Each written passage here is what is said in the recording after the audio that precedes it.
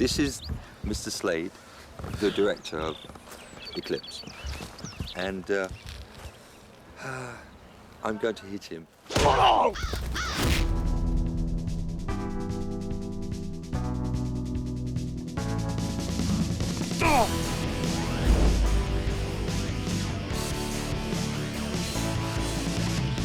We have a new director, David Slade. David. We always wanted different directors for each movie to kind of shake up the styles. That was very good. I think it's awesome that us actors have the opportunity to work with different directors and be able to mold to their different styles. When you feel right, you lunge out. David Slade's movies look beautiful. You're literally that close to me. His films, Hard Candy and 30 Days of Night, kind of devastating and terrific to watch. He's directed some of my favorite bands' music videos. Muse, I did 4 of their videos of their second album. 10 years later, they're a huge arena rock band, and I'm directing a Twilight movie. I went through various different phases of my life. I began as a journalist and ended up doing a fine art degree where I ended up shooting film. And it took many years of learning and figuring out how to see a clear picture and get it onto the screen.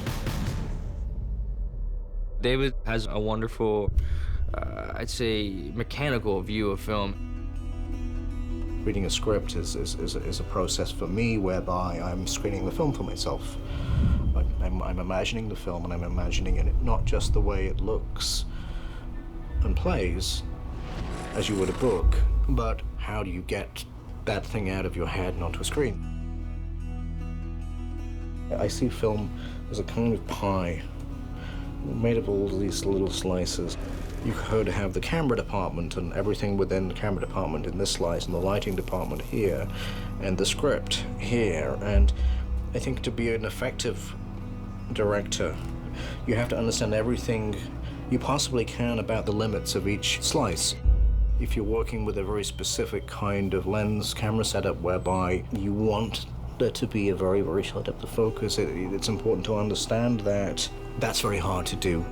Working with a production designer, knowing that a compound curve that has a rotation in it is more difficult to make than a straight angle. That's going to affect the schedule. Having an answer to an actor, knowing what the character arc is and where you are on it. Storyboarding every shot so that you know not only that you can get that shot and it's the shot you want, but what you're going to need to have on the day. So I see it as a necessity to understand the technical side of cinema, to create cinema. Here we go. Roll sound. 10 echo, take 1. Hey, Mark. And action. No. Telling you. Not even Okay, just in time. You ready? Check. All right, what do you got, man? All right. My fellow students. Right? Yeah. Right? Yeah. We are the future. Anything is possible if we just believe. Good, cut. Hey, cut. Good. It's amazing how much David thinks about at one time. This scene we're shooting today has so many cast members, and he's thinking about everybody's character and what everybody at this table is thinking. Blah, blah, blah. God bless America. You gotta speak. Yeah, no, this will be my speech when I want all my friends to throw their diplomas at my head. Thank you. Let's say you had no lines, and you were just like, what am I thinking right now? Something really just insane and off the wall. He'll work it with you. Like, he's really just there. David is very, very specific in terms of what he wants, which is great when you're working with somebody who has really good instincts. I trust him, and that's really all you can ask for from a director, somebody who you just trust that he's not gonna make you look like an idiot. Jess, you gotta embrace the cliches. They're the bread and butter of all valedictorians. Although Mike is sort of supposed to look like an idiot. He's so nice and fun and just chipper and let's go again, and this is great. And I think he's really fun to work with. I'm looking forward to the rest of the shoot. Well, sorry about that.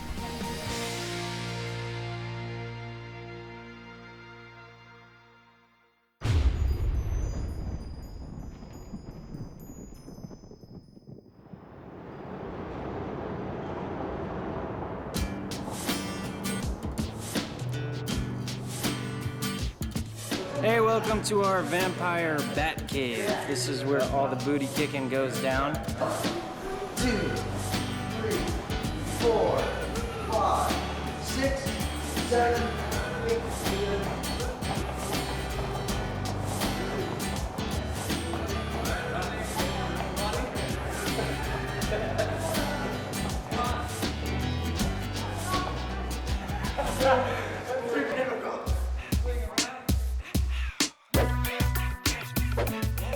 bad newborn vampires are gonna try to get us in this movie.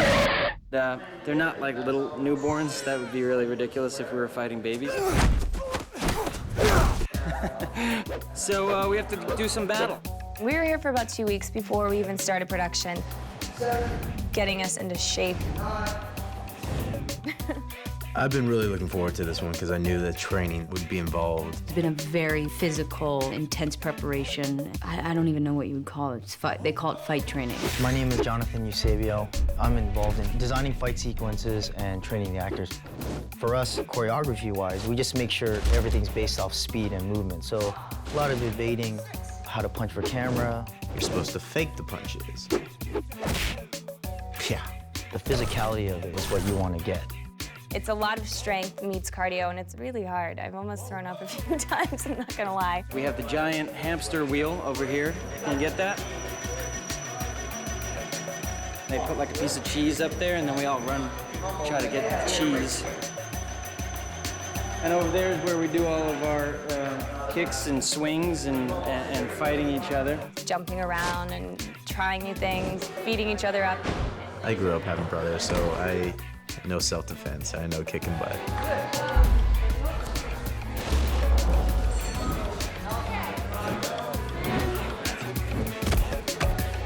We're getting into sick, crazy shape. It's good times. Well, we have about 1 week left on shooting, and we are in the studio doing a lot of green screen action. And right now, they built a giant type of family-like treadmill. These guys are actually having to get up on treadmills and run as fast as they physically can. One of the toughest things is we're doing these stunts, and yet you still have to be in character versus the human in you who wants to huff and puff and gather air. Us vampires don't need that. They were competing with each other as to who runs faster.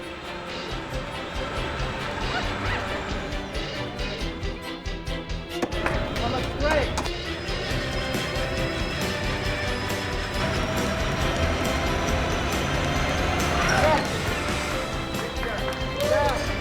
Nikki's down, Emma's up. I guess I was like 4 knots higher than everyone else, and then Nikki Reed was the closest to my speed. But I beat everyone, which is awesome. We really haven't been practicing and training for marathons like we're doing here, but all the training we've been doing definitely pays off. Now I can walk down the block without feeling winded, so thank you, Eclipse, for getting me in shape and teaching me how to pretend kick people's butts.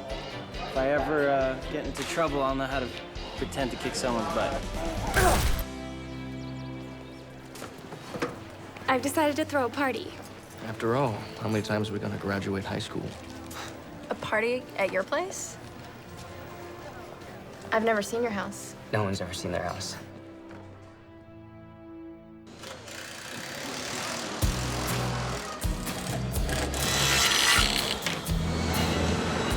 In Twilight, the Cullen House was a practical location found outside of Portland.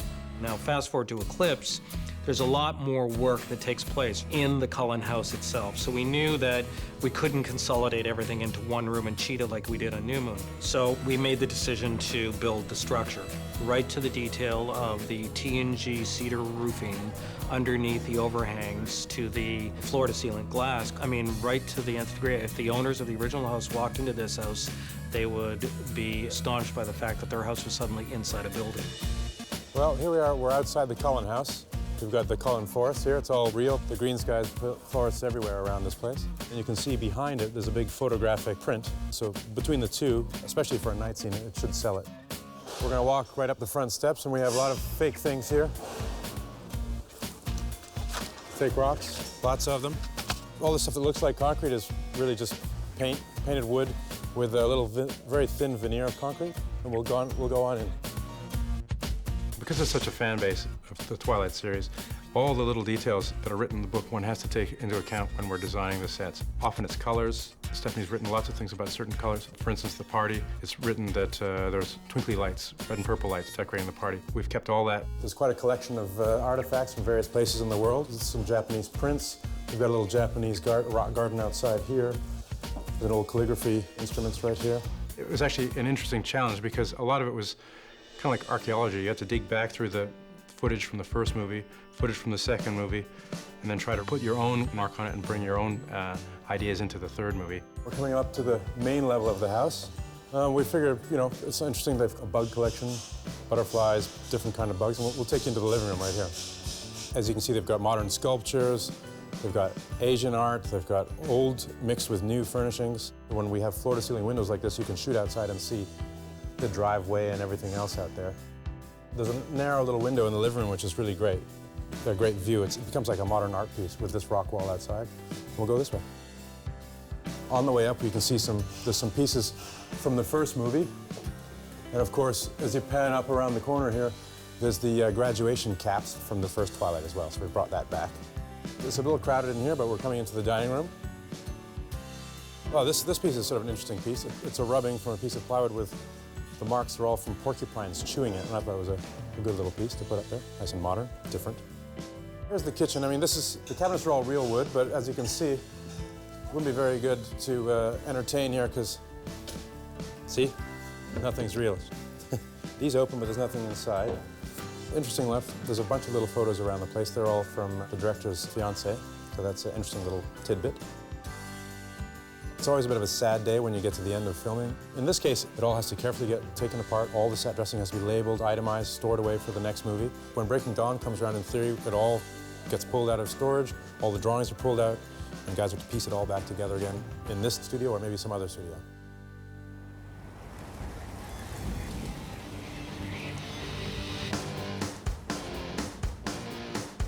We wanted the scope and the scale of shooting on this amazing mountaintop where Edward makes their camp, but we're shooting in the fall.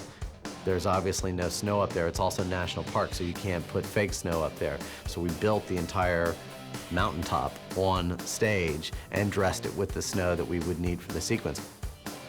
The studio space, of course, limits us to how much of the mountaintop we could use. So that is how we sort of created this bowl where the tent is and put it inside the stage and basically recreated that.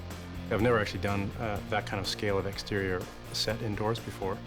We had probably 50 people working on construction, painters and greensmen. And then, of course, the snow effects guys had to come in as well and snow everything over in the last 3 days. We were really pressed for time, but everyone pulled together and managed to get it done. I have to say, our set doesn't quite match. The savior is when we see them prior to entering the tent.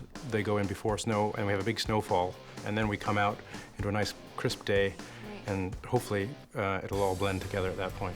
We could then control the snow, we could control the light, we could control the weather, and we could then spend 3 weeks shooting the final conflict between Victoria and Edward, which required extensive amount of stunt work and wire work. It's sort of this incredible feat was accomplished, just building this amazing set so that we could film a very arduous, very complex sequence without having to be exposed to the elements of Vancouver weather in late October. Isabella Swan, I promise to love you every moment forever. Would you do me the extraordinary honor of marrying me? Yes. Bella's engagement ring, it shouldn't look like the ring that you want to go out and get tomorrow. This ring should look old-fashioned. It should look out of date. It should look unusual and kind of make you stop and say, oh, you know, that's an engagement ring. It's different. Basically, the ring was built in 4 different attempts. This is the first ring that was built, which was our first attempt. However, once they saw this, they felt it was too large and a little bit too much like a school class ring. So we moved on to the second ring and the third ring at the same time because we were in a bit of a time crunch. We ended up having one built in Portland and one built in Vancouver. Of the 2, they were happy with them but weren't exactly sold that that was the perfect ring for Bella. So what we ended up doing is having a conversation with Stephanie Meyer, who then drew us a little sketch of the ring that they ended up finally building. And this gives you an example of basically what they started with. From there, they saw the wax cast and said that they wanted diamonds throughout, more of a pave style setting. And this is the final result. And that's how we got to that. So there it is, 14 karat white gold with 69 different cubic zirconians in a pave style setting. I was really excited with what came out of it because it looks exactly right. And I've seen other attempts that came close, that looked similar to what was described, but this one was spot on, and so I'm really excited about that. Are these all our old trip t-shirts? Mm-hmm. Get out. I saved them all. Thought they'd make a good quilt. Keep you warm up in Alaska.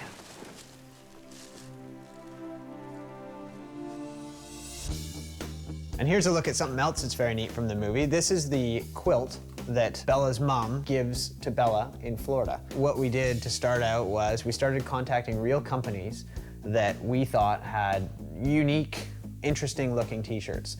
So we had a graphic designer design the t-shirt, then we had a t-shirt company print them for us, then we cut them all out and then had them all stitched together, and this is what we ended up with. This is the one that they reference in dialogue, Saul's snake in Taqueria. This is the three-headed lobster in Maine. This one here was designed by a friend of the director. Each t-shirt was acquired and then broken down and aged. Then we selected the backing color of purple because that's Bella's favorite color. The quilt was built fairly thin so that we could get into a small box for the shooting. So basically, by the time this quilt was completed, by the time we phoned around, found the t-shirts, got them all delivered, paid for them, cut them, sewed them, this was probably roughly 400 hours of work went into this quilt, and there's 3 of them in existence at this point right now.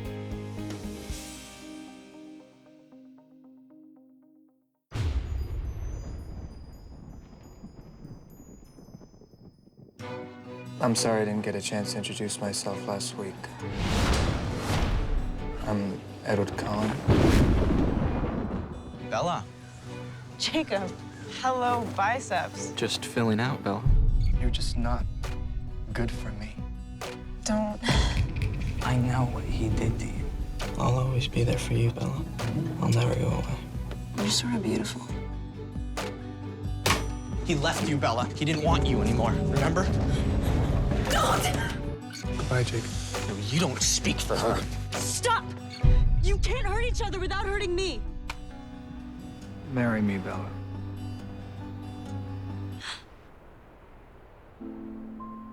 Eclipse was always about having to face the consequences of your choices. Fantasy love and reality love. There isn't one that's better than the other. But I wanted her to really have to look at what she was choosing and what she was giving up and put full weight on both of those choices before she made it. Some say the world will end in fire.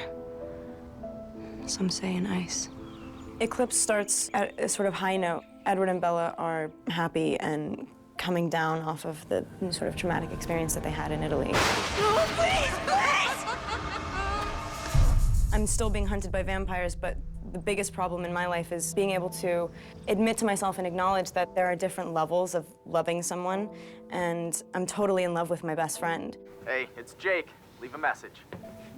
But just not as much as my real, true love, who obviously is Edward. Marry me. No.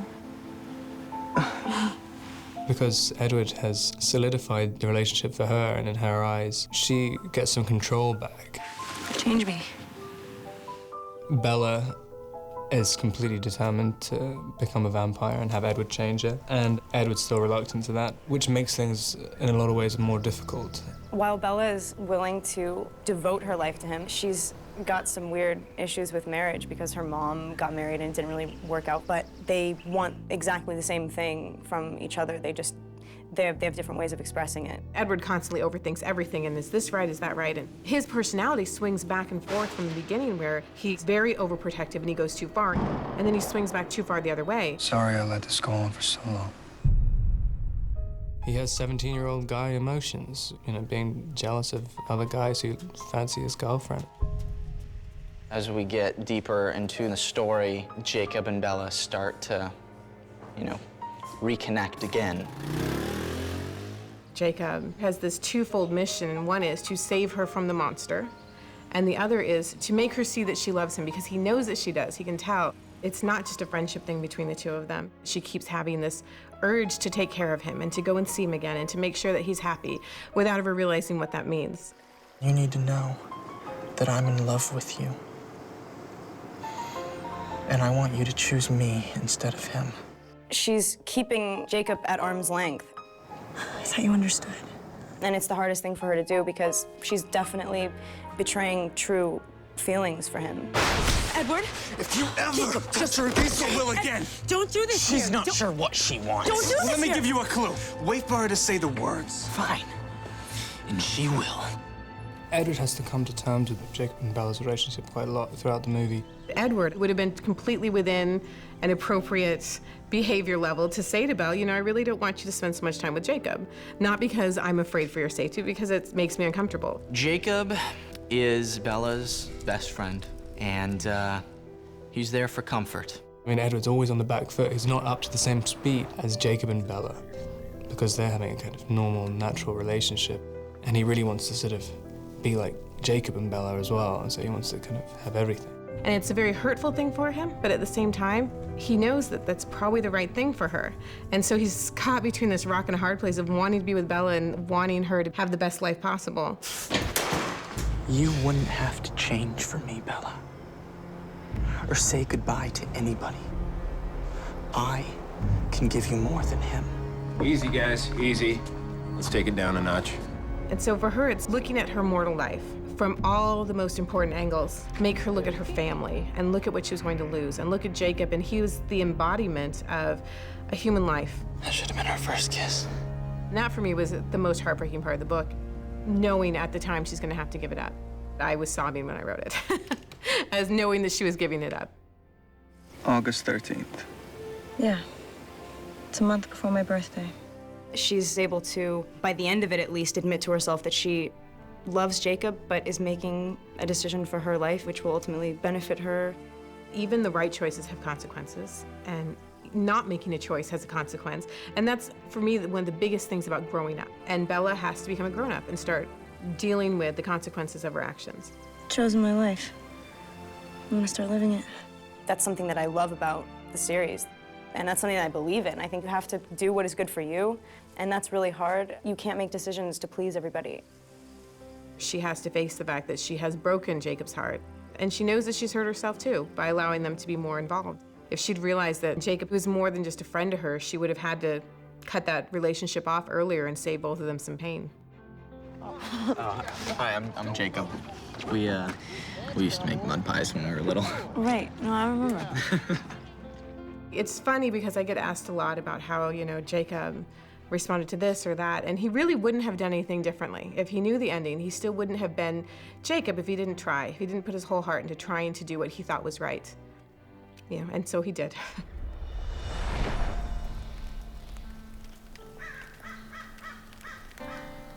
I didn't have quite the same upbringing as my adopted siblings. Well, Eclipse was a great chance for me to finally get to tell about some of the other members of the Collins clan. Jasper's backstory, which has a lot of gnarly bits to it.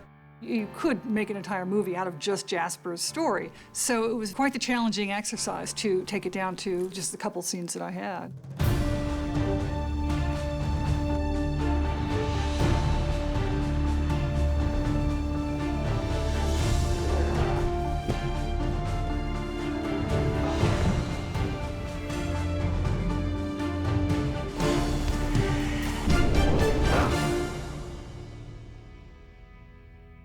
You know, Jasper, all along we've known that he's sort of this serious, tortured person who has a hard time being around Bella and all of that, but we don't know why and where he came from. In the book, Jasper's story is so complex and goes into so much detail. It's a wonderful exploration of a character that we followed sort of in the background for several books. And to actually get into, in detail, his background is really interesting. Jasper was interned back in the Civil War era. He was actually the youngest major in the Texas Cavalry. He was actually a colonel at a very young age, 18, I think. He's always held himself in this way. I've always gone like, I don't know, when I saw the other films, I thought, why is he kind of always doing this thing? And it's because it's the way a soldier holds himself. And of course, now 2 films of him holding himself this way pay off with him being a soldier. What's your name, soldier? Major Jasper Whitlock, ma'am. He came across 3 beautiful ladies who happened to be vampires, and they seduced and turned him into a vampire. You'd better do it, Maria. I can never stop once I've started.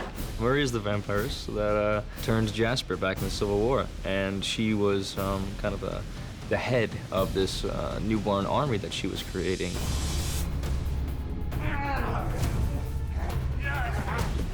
Maria realizes early in that he's this tremendous asset, and so he doesn't have a much shorter life the way most newborns do, and she keeps him around, and his life is always about violence and war and blood.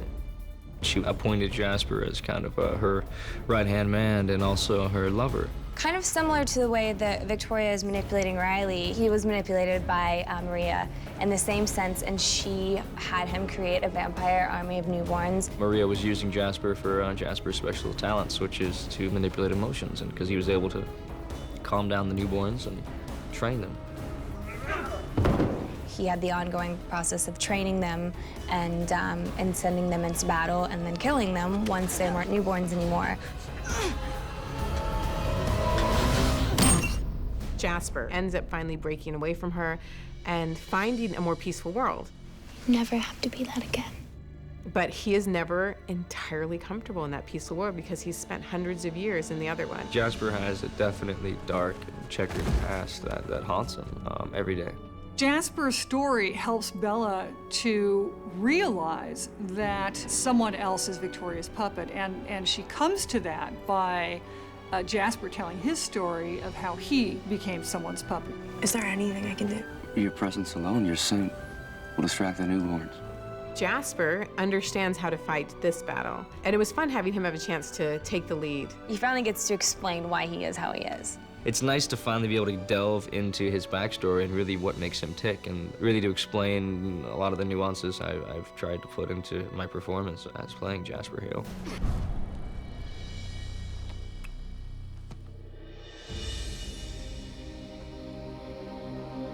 The rest of the world is going to find out exactly who Rosalie is after this movie. We get to explore her backstory a lot, which is great. You learn a lot about her past and why she feels the way she feels about turning Bella into a vampire or having her choose that for herself. Rosalie is sort of projecting her own feelings about how she went through the whole process of changing onto her. Bella, I envy you. I started to wonder about, what would make her feel this way about this girl, and how would her history have shaped this? Stop it, come back. Royce? Royce, honey.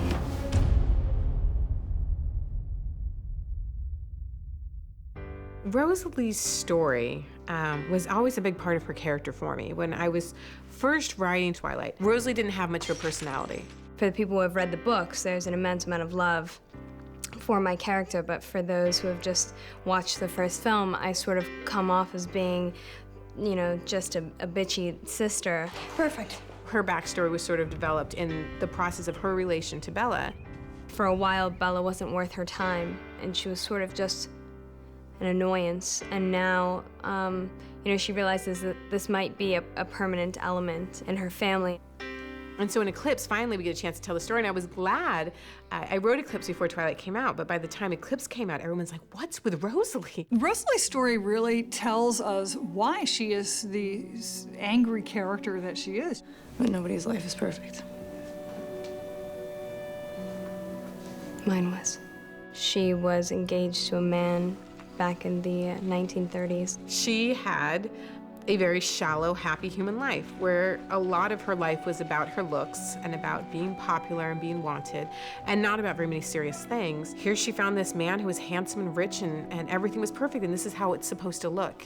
And so she got herself in a situation with a very dangerous man and ended up being murdered by him. Right now we're in downtown Vancouver. It's about 4:20 in the morning, and we're doing a scene with Nikki Reed, the lovely Nikki Reed. Where she's my lovely fiance, and I grab her and introduce her to some of my friends in a rather nasty, lascivious way. And action. Rose! Rose! Hey, come over here. Him and his friends like abused her in a really brutal way and left her to die. I'll see you tomorrow. So She had an incredibly violent, brutal death. Come back here. Do as I say. Come here. She's pissed. She's pissed at the world. It wasn't her time. She didn't choose this. Come here. Hey, good! Carlisle smelled the blood and he turned her into a vampire. She becomes very vengeful in some ways. Action!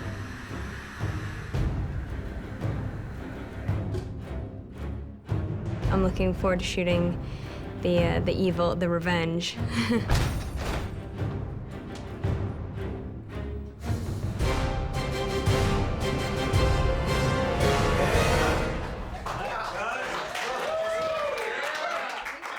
When Rosalie finally tells Bella her story, it's kind of a warning, but not in like an angry way. It's in, you don't yet realize what you might miss. you have a choice.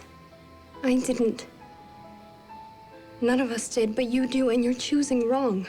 It's just the first time that they've talked. Bella and Rosalie actually speak to each other for the first time in, like, you know, a logical, reasonable way. Rosalie just thinks it's too much to give up, and she's trying to give Bella the chance that she wasn't given. For a second, she's willing to offer her a piece of really important advice, and most of the time people do that by telling a story about themselves.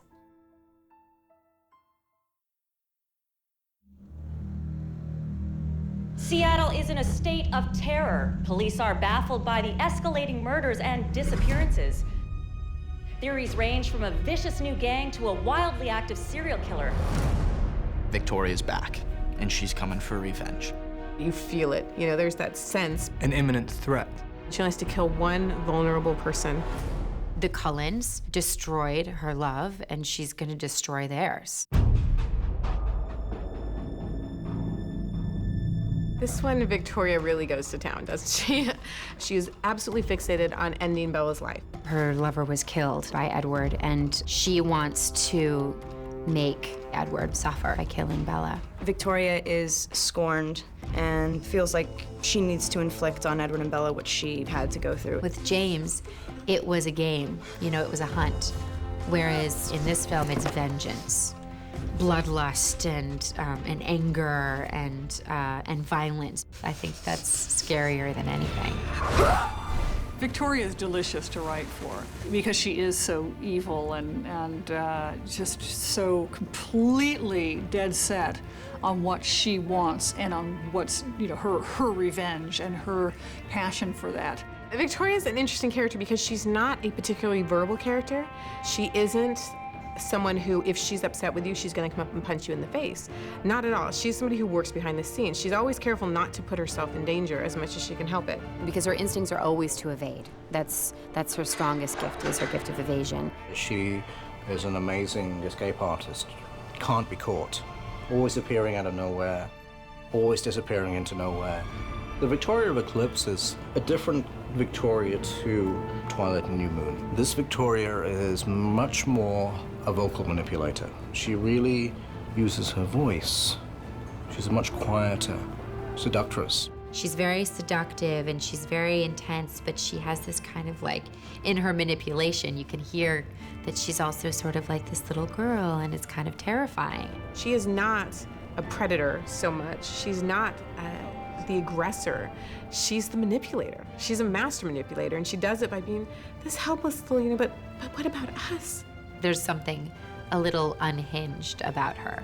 When you hear her speak, you can really kind of tell that there's something not totally right with the way that she is. Don't let him do this to us, Riley. Bryce is great. You know, the first night that we saw her shoot, she came up and she said, I've been doing something with the voice, because this is the first time Victoria actually speaks in the novels, is in the very end of Eclipse. She says, and you describe it as being like this kind of little girl's voice. It's a little high. She says, I want to do something with that. And I said, that's wonderful. I think that's great. And she worked into the scene, and you can just see that this is Victoria. She's great. She's such a sweet girl and can suddenly turn into this ferocious devil. Oh, look, Bryce is just like Victoria, you know. She's incredibly manipulative. She's got me wrapped around her little finger. Victoria has a very strong army behind her in this one. She's gone in a very, very clever and very roundabout way of creating this army to the point where her soldiers don't even know who she is. She's been getting an army together of newborn vampires to basically kill off Bella and Edward as vengeance once and for all. A newborn army is kind of made up of recently turned human into vampires.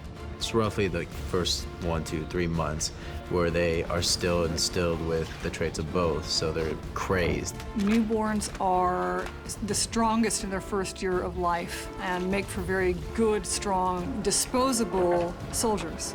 They're uncontrollable and they're unpredictable. Ravenous, crazy vampires. Instinctual. Vicious and crazy and wild. Insatiable thirst. The newborns are stronger, faster. They sort of operate purely just on instinct. And you basically just want to kill. So that's really useful if you're building an army. Victoria's plan is actually quite brilliant. She got Riley to do this because obviously Alice would never recognize him, and therefore she would never be able to identify the fact that this is Victoria's plan. If she did everything herself, then with Alice's seeing the future and Edward reading minds, they would all know immediately that Victoria was behind it. It's a really great part in her plan because she's got us so confused and you know, concerned with this army rather than her. Riley captures these human beings, and Victoria turns them into vampires. Welcome to the army. And so she creates her army, and she puts Riley in charge of it, and he's doing all the dirty work, and the poor kid goes from being a very sweet college kid, and she twists him into something very dark and becomes a very dangerous weapon. Well, when you first meet Riley, he's this kind of fresh-faced college student, and he gets transformed by Victoria into a vampire. I had a lot of friends who kind of go crazy for Twilight. I think one of them fainted when they found out that I got cast as Riley. He's a new actor from Australia, and as we all kind of collectively started to look at his audition, we realized this is a fantastic young actor. Xavier is such a lovely person, and he's really sweet. And then you get him on set, and 1 second he's this adorable, you know, oh, everything's lovely, and he walks out there screaming, and the whole set, everyone just stopped. What did I say about a low profile?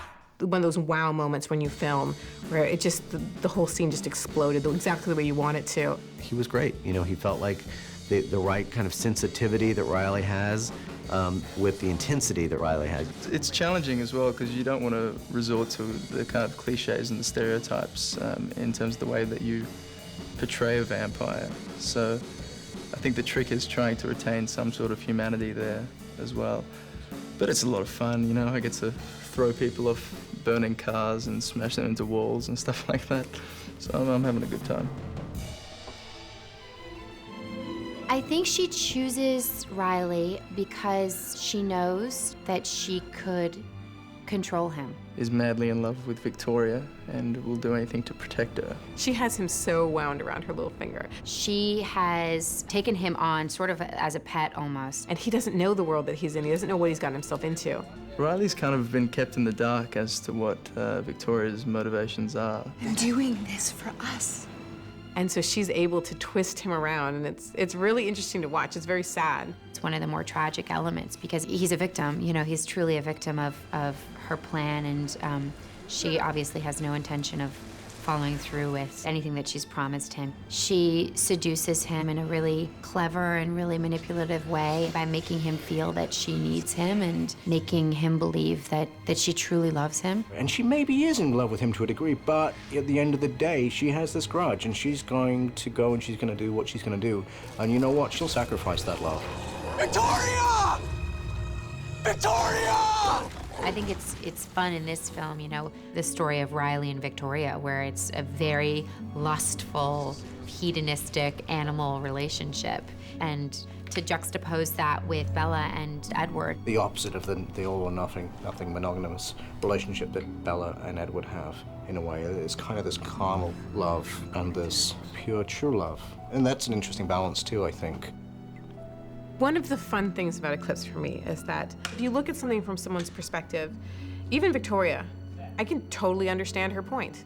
You know, if you're a vampire and those are the only things that really matter to you and everyone else is kind of like a hamburger, you know, who cares about their feelings, right? And somebody took away the person you loved for a stupid hamburger, Of course, you know, I can absolutely understand her side of things. The most difficult thing for a human being to do is to accept something. Accepting the violence that's been done to you, or accepting whatever you've been through, and forgive the person who victimized you. On the opposite end of the spectrum is revenge. Not accepting what's happened to you, not even beginning to forgive the person who's done this wrong against you, and doing this eye for an eye thing. That's kind of, I think, the hardest thing that we're faced with as human beings.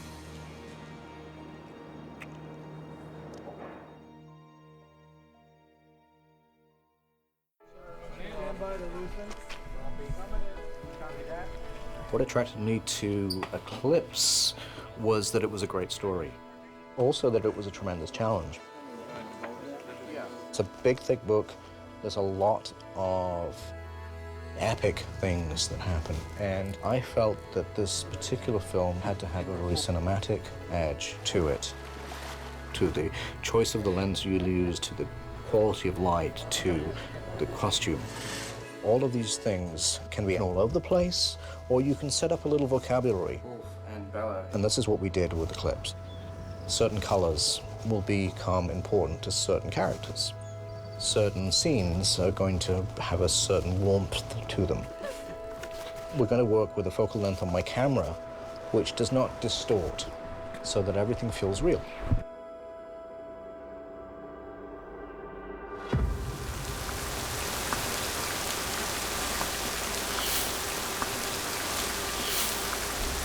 My name's Xavier. I play Riley in Eclipse. This is the opening sequence where Riley is being chased by a shadow, but we're not sure who it is.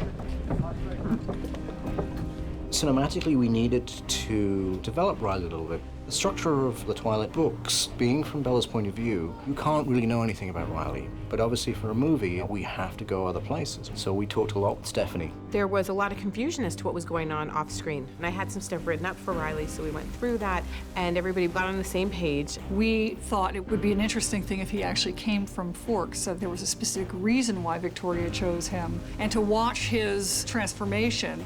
Riley comes out of a bar, out into the rain. So I've got a couple of layers. I've got a wetsuit on underneath to keep me warm.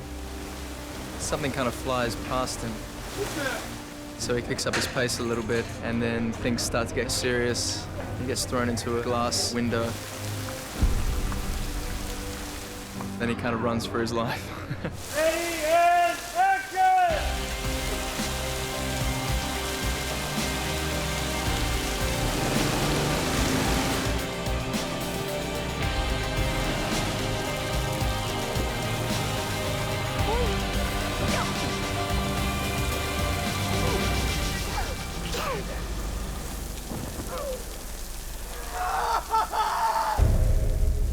And cut!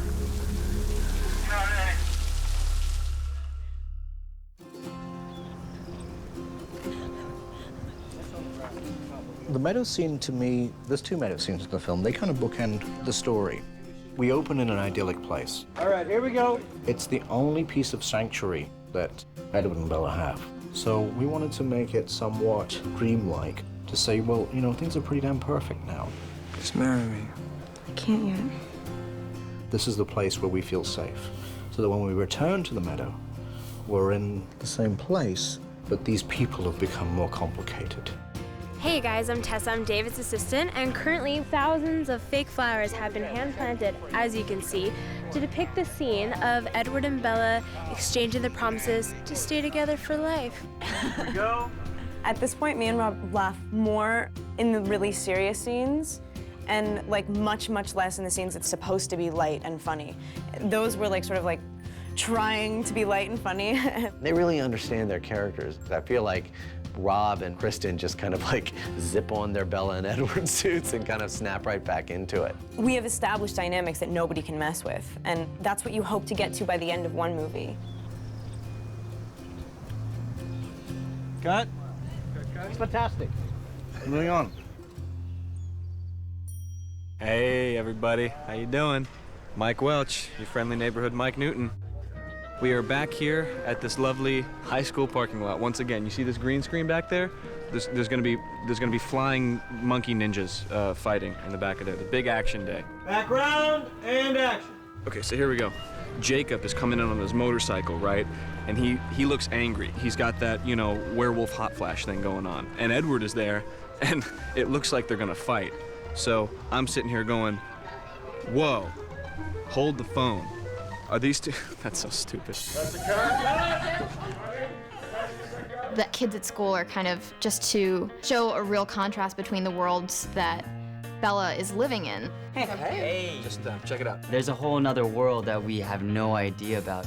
The humans and the Cullens have come together a little bit more. I think Bella has bridged that gap for us. But with Jacob, I don't think we know too much about him. I don't think it really discusses it in the books, but if I think about a motorcycle-riding, leather-clad Native American boy showing up to school, I imagine Jessica Stanley's interest would be pretty piqued. And I feel really weird saying that because I think of Taylor as a little brother, and I met him when he was 16.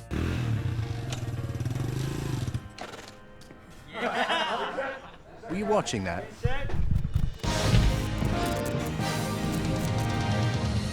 We're throwing grapes into Taylor's mouth. Ready?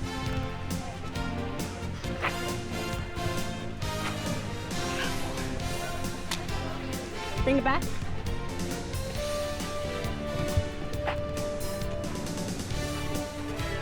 Okay. Father.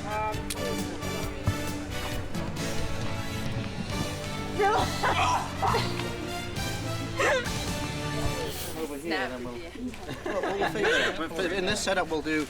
Okay, guys, one last go, please. Okay, one last go.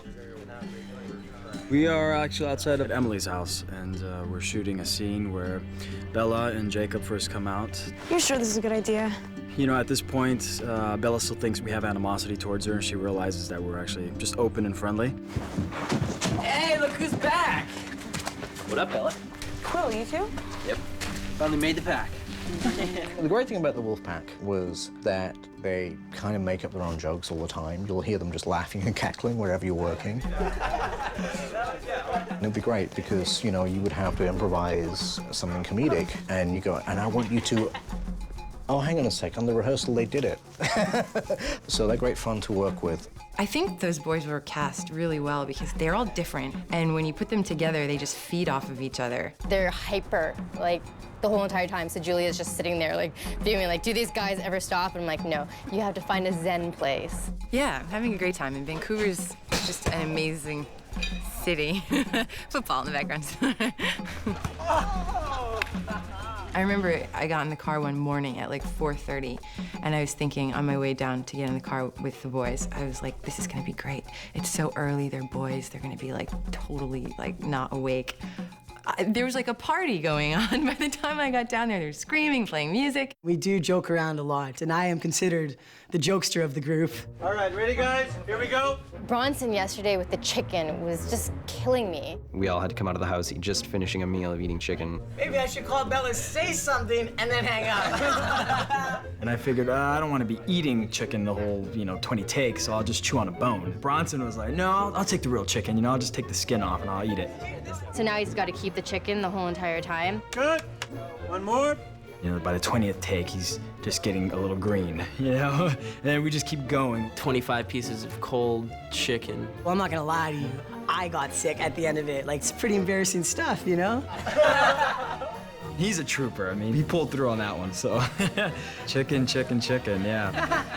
Alex somehow got chicken on his pec. Kristen just kept laughing, and I didn't know what she was laughing at. And then, of course, she's like, you had chicken on you the whole time? And it's like, oh, and I'm trying to be Mr. Cool Guy. Did I have it on this? Paul's like cocky and arrogant, so yeah, I think it added to, a nice little element to it, I guess. Lots of chicken jokes after that.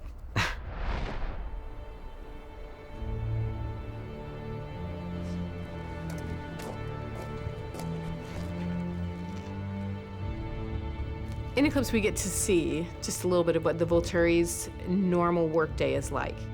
Today, we're shooting the scene where the Volturi are looking down on Riley and the newborns, wreaking havoc and kind of figuring out what they're going to do to stop this situation. Problems with newborns are that they have this insatiable thirst for blood, coupled with the fact that they are very, very strong. And they're starting to do things that are making humans take notice, and so it's just something that we can't allow. They've already drawn too much attention. So is our inaction. Others may begin to question the Volturi's effectiveness. Let them. We know that Arrow is being watched. We know that his decisions are being watched. He has left Jane in charge. And I think with my character and Dimitri, we really just want to get rid of it and then get back home. We don't really want to be here. But she doesn't really care about anyone else, and we'll do whatever to get her way. Jane wants to observe them and see what they can do, and I've just got fed up with her, and I'm basically tell her off. Maybe we should consult with Aro.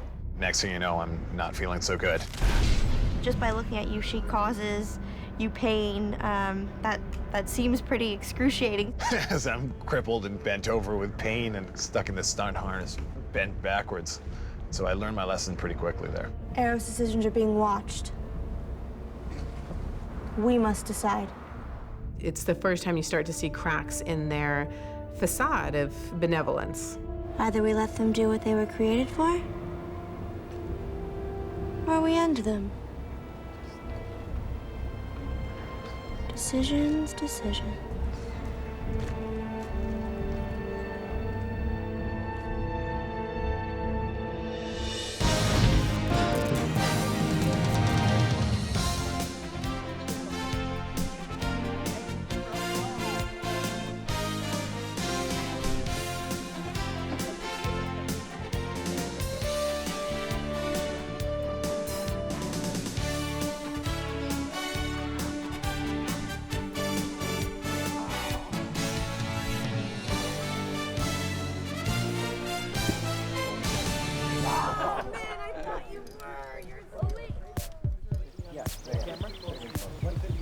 I would definitely say the most challenging situation was a scene of 3 pages of dialogue where I am carrying Kristen.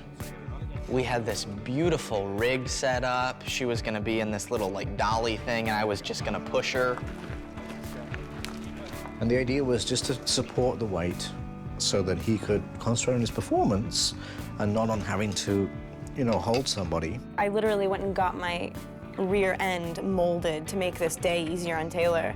And every single time we got in it, it just didn't look as real as when he did it. Just doesn't have the natural bounce and rhythm and swing that you would have if you were carrying somebody. I'm like walking so fast. Bring her back.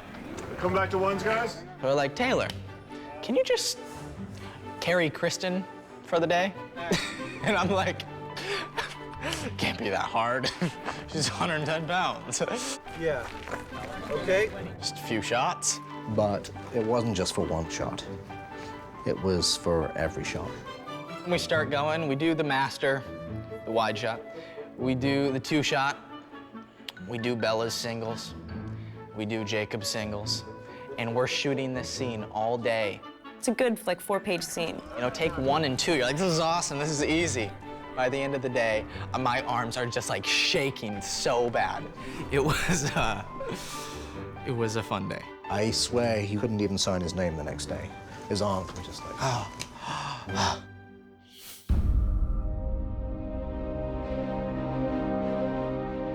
Well, it is 4 o'clock in the morning. We're at some sort of abandoned shipyard, and we just introduced Bree into the film. What did you do to me? It's where she's first waking up from being turned into a vampire, and it just completely freaks her out because she doesn't understand any of it, and she doesn't know why her throat is burning so much, and she's pretty confused. Jodelle is so adorable. I have all boys, and she is just, it's driving me crazy. She's so cute. I just want to adopt her. It's like, oh, I want to braid your hair. She's been in a ton of movies already at the age of like 15. I don't even know how old she is, but she's shockingly good for Bree, which is one of Stephanie's favorite characters. Even though she's on the bad side, she doesn't really want to be bad, but she's sort of forced to be, and she doesn't understand it. She's a victim. It's hard to know that you've cast this adorable person and she's going to get killed. This is just not nice. Poor Jodelle. She's a wonderful young actress. We've managed to have some fun hanging out on set. you know, emerging from the water on the path to destruction. Yeah, he's really nice. He's really cool. And he's a really good actor, too. Just about to get wet. Actually, I'm gonna do that again. That was ridiculous. Riley's walking into the water. I'm hooked up to some sort of wire here. Yeah, just so I don't drown.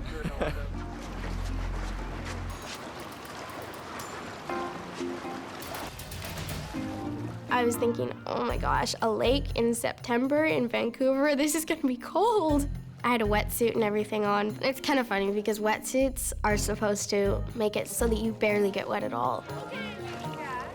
But because I have regular clothes on over top, they have to cut the collar. And so it kind of defeats the purpose. I mean, it helps, but I had to dunk before every take to make sure that I looked like I had just come out of the water. So all the water went all inside my wetsuit, and I'm like, I'm still wet. But it was okay. It was better than not having a wetsuit on, so it wasn't that bad. Hi, my name is Bronson Pelchier. Today we are in Port Coquitlam and we're filming a lovely campfire scene. As you can see, it's raining cats and dogs, or should I say cats and werewolves.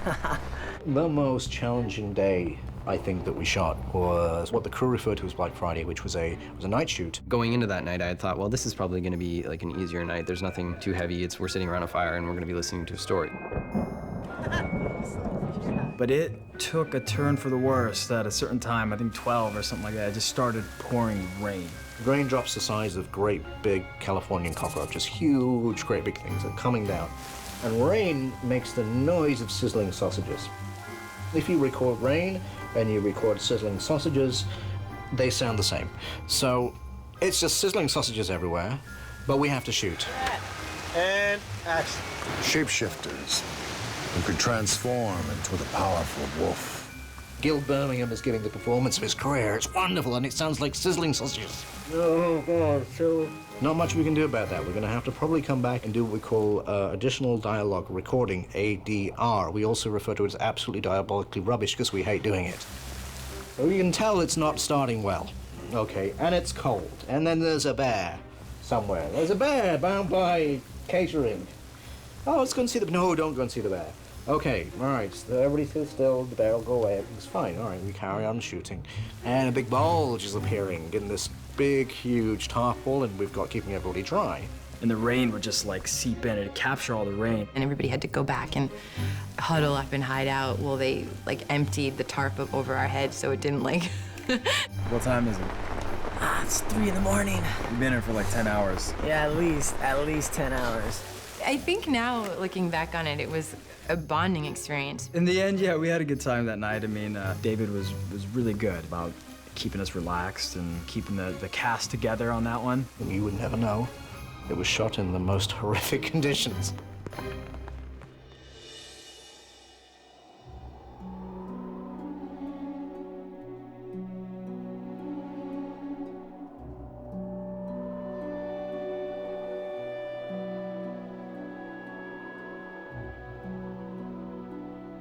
Well, my very favorite is the tent scene.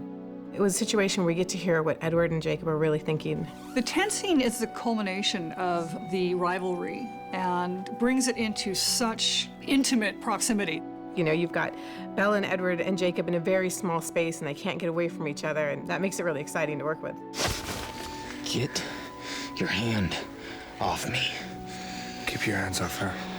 It was a challenge to do the tent scene because it's an entire chapter, and you can't spend that kind of time in a film on it, and yet it has to carry the same weight. I think we distilled it down to like the basic points that matter most in that moment. It was so nice to let the boys talk. Can you at least attempt to keep your thoughts to yourself? I really get under that ice-cold skin of yours, don't I? Edward gets to read my thoughts, so he understands everything that's going on inside of my head, but I have no idea what's going inside this other dude's head. So I ask him to let me in. I'm like, look, if you can pick through my brain, then you better let me pick through yours. And he does. Jacob can really confront Edward about his own inadequacies in a way that no one else can, and he finds it very difficult to deal with. If you'd stayed away another 6 months, I could have made her happy. He's hitting him with the truth. Jacob might be a better choice for Bella than he is, and he's considering that fact, and Jacob really appreciates that. Look, I know you can protect her.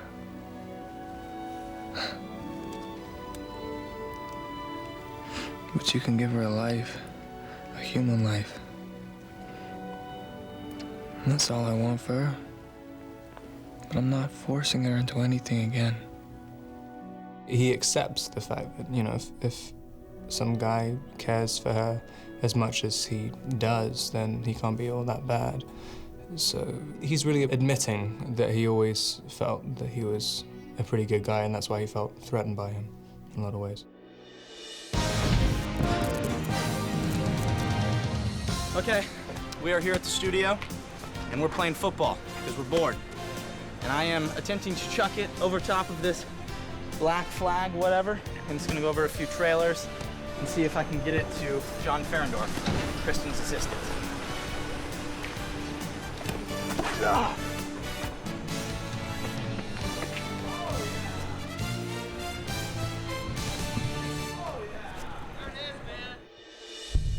And roll sound. Suspect. Picture 112, Apple, Apple, take 3. Remark. Off speed on A, tail on D.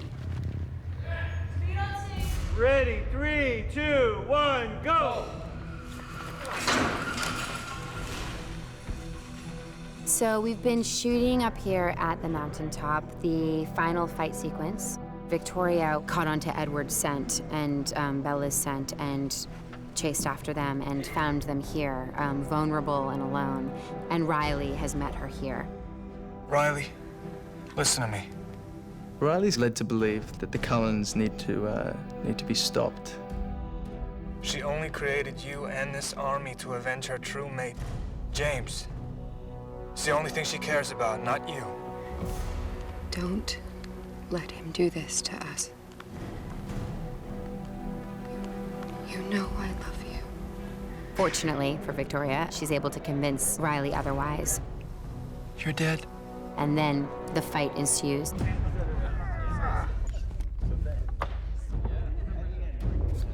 What Victoria didn't anticipate is that there are wolves. Riley gets taken down by Seth Wolf, and his hand is destroyed. The fight still continues, and it's really intense.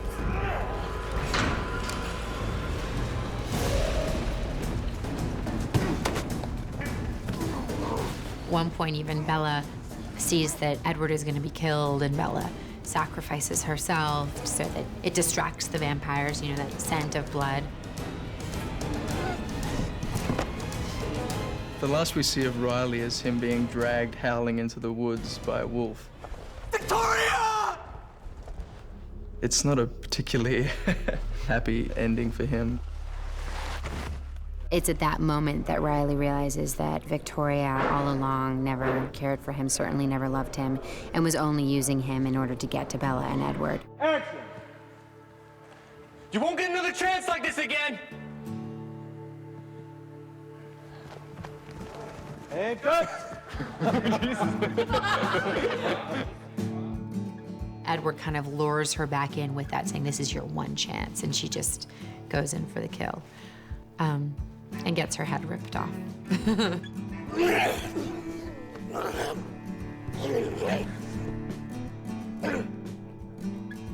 Cut! I just was killed. Just had my neck, you know, bitten off by Edward Cullen. Sad day for Victoria, wonderful moment for Bryce Dallas Howard. With Robert Pattinson's lips on my neck. Anyway, I'm married.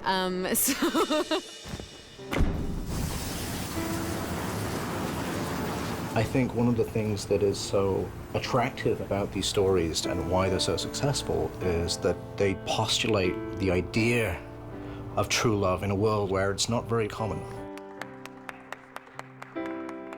And to me, it's difficult to make a great story out of something as simple as pure love. Usually, great stories come from great conflicts. And what Stephanie's done so cleverly is made great conflict not at the expense of true love. Thank you very much. That's a wrap!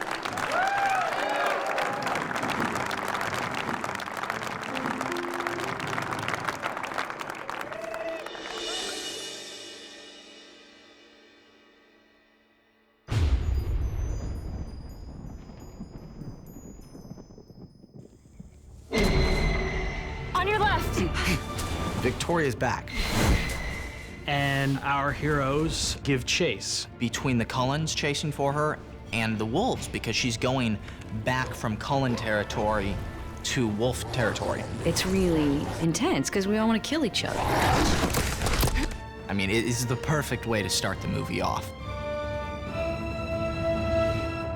In the book, Bella only hears about the ravine confrontation after the fact. What I was able to do is to take that off-screen encounter from the book, and we actually get to see it. It's something which is quite small in the book that I felt, you know, I'd really like to see. That'd be like a really fun thing to see. David then took that and just went full bore with it. Really get the arms going. A.J. Forrester was my second unit director, and he was wonderful.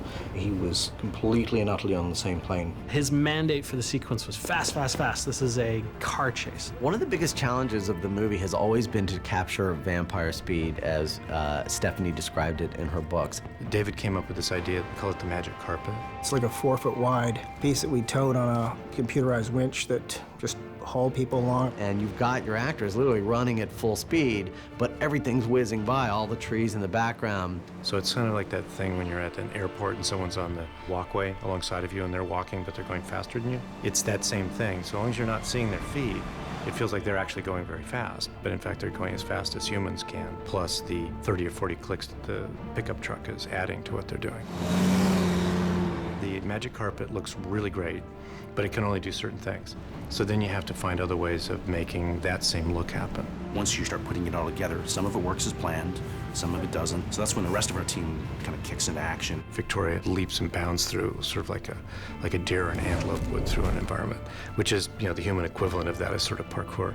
So we've got these great gymnasts who, either with a little bit of help from trampolines and air rams and things, are able to do some pretty amazing stuff. There were some things that the stunt actors just couldn't do, so we also have computer-generated digital double characters in that scene, and we have the performances of these computer-generated werewolves running through it at the same time.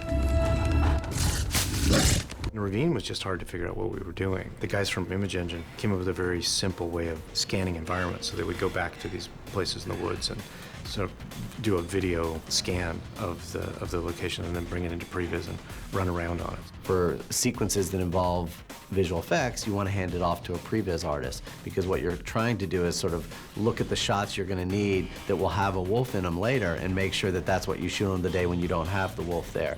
We use pre-visualization to literally conceive how to shoot the plates in general and how to shoot the elements resulting from those plates. Then do a post-viz process on those plates and animate CG characters in the scenes, and that would give us the data that we needed to know to then go to the green screen stage. So then when we're on set filming the green screen footage, they actually had a mini little cut already sliced together, and they could use that to try and block out their green screen angles to see how their character was going to move through the scene. And that's how we went about shooting all that footage. And then those elements are again taken back into CG and projected into what we're calling a digital magic carpet, where we're actually animating the elements in 3D space that then end up getting composited into the show. By using pre-visualization, it allows you to know exactly what you're going into a remote location to shoot, and you literally just don't have time to waste. So it's all about efficiencies, really. Action! The watchword on this was to try to be superhuman, not supernatural, in order to try to keep it interesting to look at. Just wanted to try and do something fresh and different on this that would, at the same time, you would accept. The ravine chase is something that in its totality is really something that we're pretty proud of. We really touched on almost every technique used in computer graphics to effectively execute on that sequence. So for the first time in the movies, we're really seeing vampires run through the woods at a speed that is impossible to sort of accomplish with real performers. It's gonna, I think, be a pretty fantastic sequence.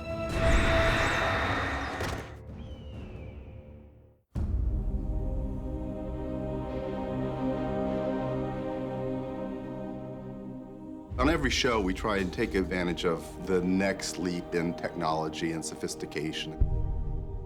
Usually the first model is basically our beta testing things. So we're working out all of the issues, mostly in terms of look and dynamics. The trick, of course, was take the version of what we had on New Moon and turn it into the next version up. I'm Phil Tippett, and I'm a visual effects supervisor and wolf wrangler. You know, when you're doing creatures that people are very familiar with, like cats and dogs, you know, wolves certainly fall into the canine category. So a tremendous amount of effort is put into, you know, studying canine behavior. Wolves act and behave differently than dogs. So my job was to basically rely a lot upon reference. What we had shot when we went down to Wolf Mountain and sat with the wolves for an entire day in their pens. The director really wanted to get the wolves as looking as absolutely realistic as possible. And that was fine by us and fine by the animators. We're really excited by that. We wanted an opportunity to really get to the nitty-gritty of the wolves.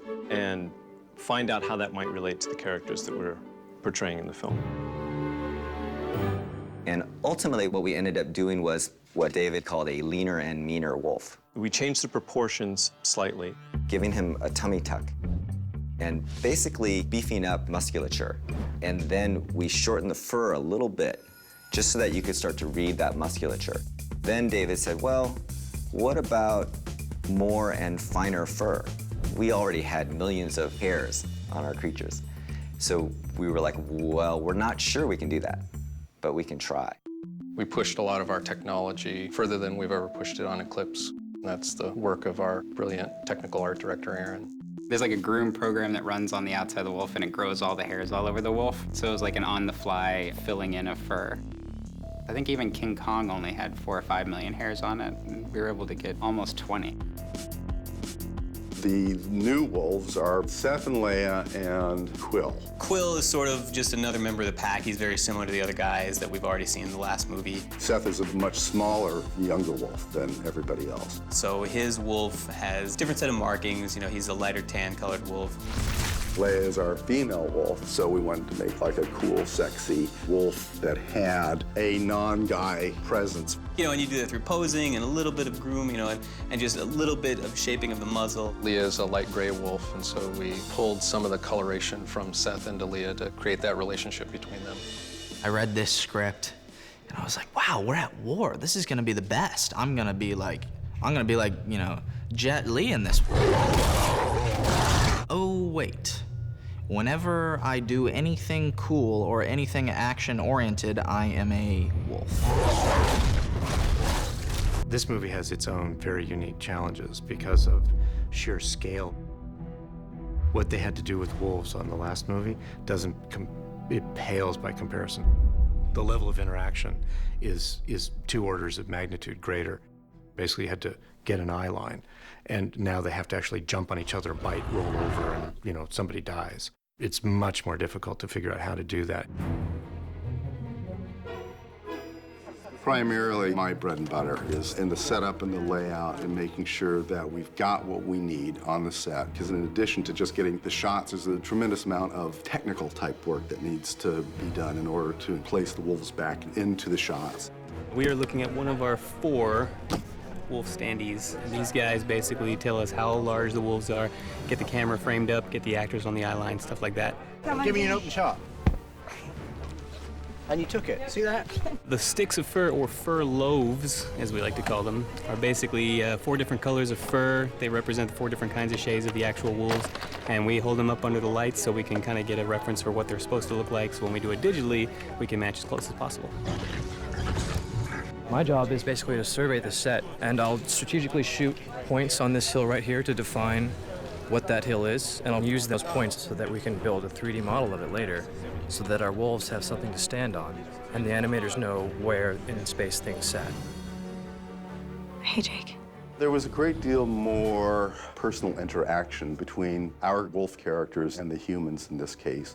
There's an intimate moment where Jacob joins Bella. So in that particular instance, Taylor was dressed up in a kind of a non-reflective gray outfit and actually acted the scene with Kristen to get the right kind of eye lines and motivation and all of that kind of thing. So that was very carefully laid out. The way the sequence was originally designed, Jacob just comes up to Bella, and they sort of, you know, just are right next to each other, and they're talking, and it's very cute and beautiful. And David said, in this shot, I want you to sort of put your head down, and Kristen, you just sort of rub his head. That was not exactly what we had expected. How are we going to actually get her hand moving around his fur? We know that's going to be a technical challenge. Of course, what we have to do ultimately is cover Taylor up with a wolf, and where you see him, we have to paint him out and restore the background. So once this gets transposed into Wolfland, it's basically a hairless wolf. Physically, her hand is actually scratching him on the forehead in this shot. And then once we send it through comp, that'll be fully realized. There's no hiding anything on a shot like that. It's all up on the screen. So you really want your attention to be on the performance of the characters. And you have to feel a real connection. You know, she leans into him and he pushes her back. And to make sure that that dynamic feels palpably performance-worthy. The thing that's gratifying for us is we have heard repeatedly that all the girls go, oh, because they feel this connection between Jacob and Bella. I'm very happy about that for our animation team. I feel like we've been successful in that way. It's always gratifying to get the audience's response and realize that, you know, hey, it all came together and it worked. People look at the digital wolves not as a computer effect, but as Jacob. You know, and all of the fans of the movie are looking at these scenes and like, oh yeah, that's just how I thought he would do it. So for us, being able to focus on characters is really satisfying. Our kind is never more physically powerful than in our first several months of this life. Now, the two most important things to remember are, first, never let them get their arms around you. They'll crush you instantly. And second, never go for the obvious kill. Here we go. They'll be expecting that. Roll camera. 3, 2, 1, go! Again! Cut! Well, here at Camp Howdy is where Jasper trains the Cullen family. And so right over there in that kind of circle area, that's where we do our training session. We're shooting a fight. Here we go. Shoulder up, boys. Basically what it is kind of teaching vampire to vampire combat. We're trying to stay away from a lot of the martial arts elements to not make it look like a kung fu movie. Don't hold back. Not in my nature. We worked a lot on actual vampire combat. Because there's so much of it, we had to get a real systematic way how we all fought. You block different and you hold your stances different. We're vampires, so we don't have to hold our boxing stance. I'm awake now, I think. You just want to make the styles fit the personality of who's doing it. Damn it, he's a big guy, so you want to make him more like strength-based. He's invincible. He just bulldozes through everything. Rosalie's dirty. Come on, Rosalie. Come on, Rosalie. It's like if she was a human in a bar fight. She'll break a glass bottle and use it.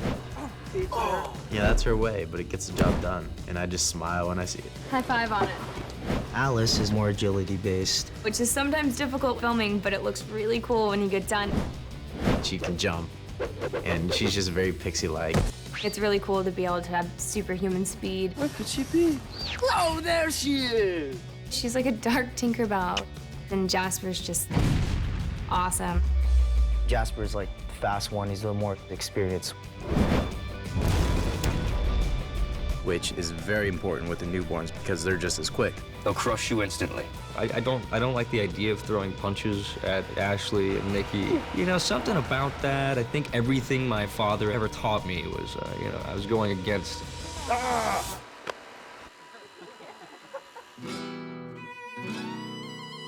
Edward is just a stud at fighting. He doesn't have to do much. He knows when things are coming, punches or slams or anything like that. Edward's the mix between everybody else. It was funny because we'd done all the choreography for the fights. It's very, very intense and serious when we were doing it. It looked like we're trying to kill each other in rehearsals. That hurt a little bit. It's just very funny doing it. In the same way that me having a fight with Peter, in reality, I'd be laughing quite a lot.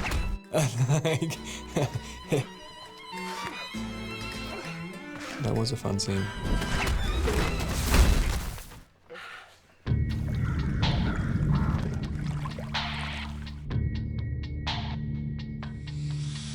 All right, one quick rehearsal.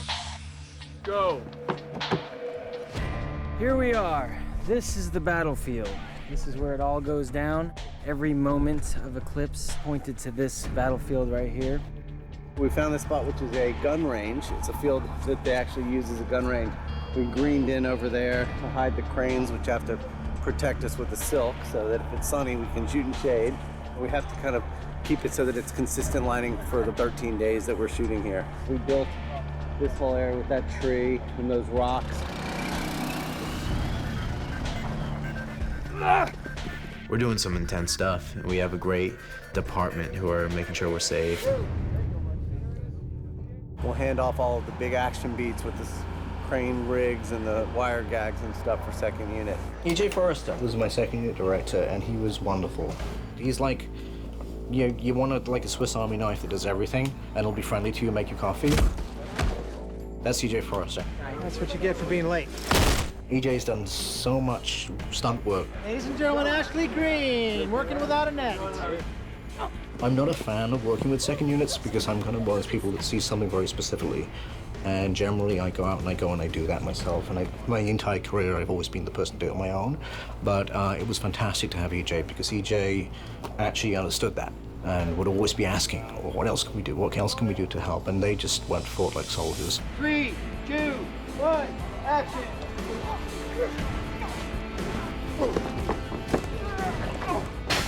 David really wanted this heaviness to everything. He said that everything should feel weighted and heavy and solid. So when we're flinging people in the air and when they hit the ground, they're hitting the ground very hard. The physicality of it is what you want to get.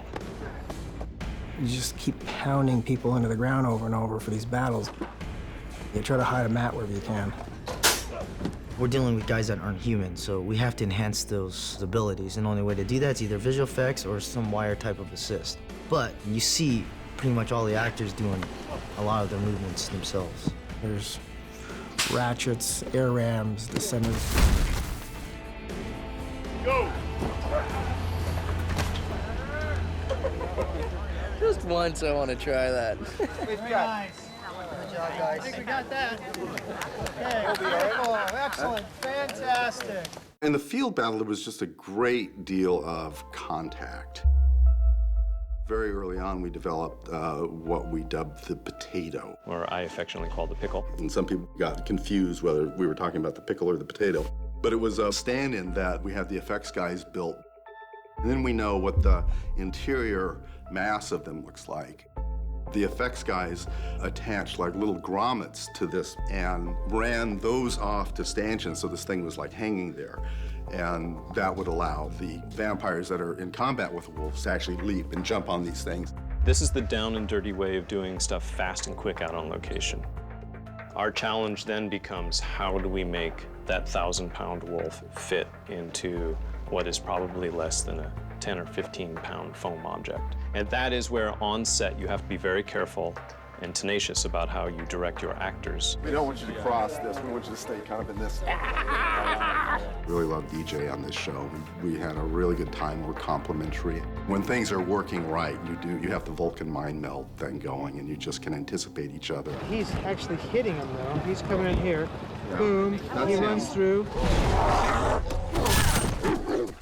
Construction of the vampire army, even how vampires are constructed, what they're made of, you know, what's underneath this stuff, was something that I became very obsessed with and had many conversations with Stephanie about, and postulated many biological solutions, because when we kill these vampires, they break into pieces, and we have to know what these pieces are made of, and at least I think we do. I think it's good, because that way we can do it well. When you break one, when you rend, we're calling it rending. When you rend a vampire, you rip them apart.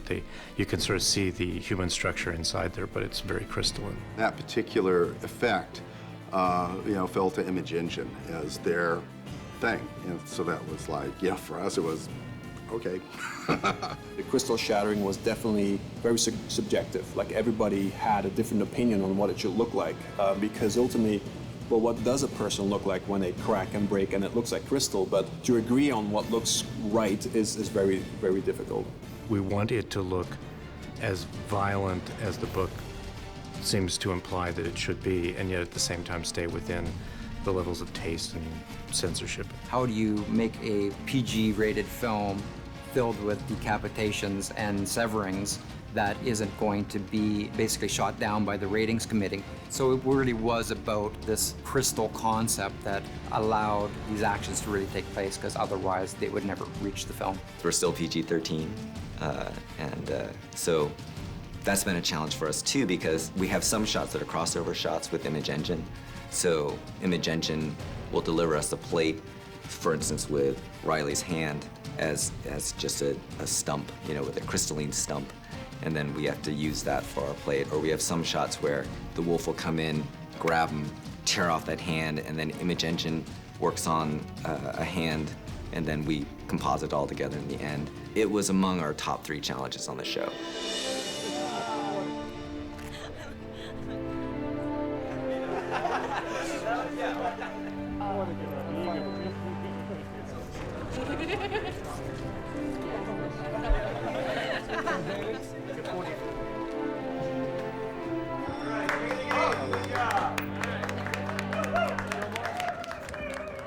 In a vampire film, but this is a very different kind of thing. This is a romantic story. This is the first day I've shot on Twilight without a kiss. To go from darker, more abject feelings to very pure romantic scenes, to do very emotional scenes was a huge challenge and fun and a way to learn and grow.